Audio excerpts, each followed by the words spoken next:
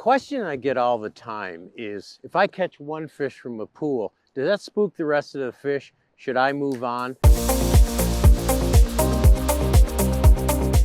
The answer is sometimes, but not always. And if you catch a fish out of a pool, it's a good place. You should try it for a number of subsequent casts, because I have been sitting here on the bank and have, I think, hooked 7 or 8 brown trout without moving. So all from the same place. Fish fighting doesn't necessarily spook the pool. Hang around for a while and see if you can get some other ones out of the same spot.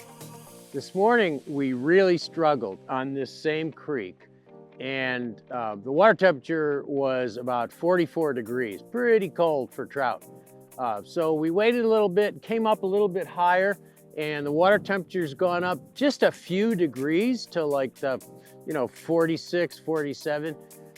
But I sat down here in this pool and hooked 3 fish in a row. So just a little bit of increase in water temperature can really make a difference in your success. Boy, these fish have gotten really active. Man, what's that, like number 6?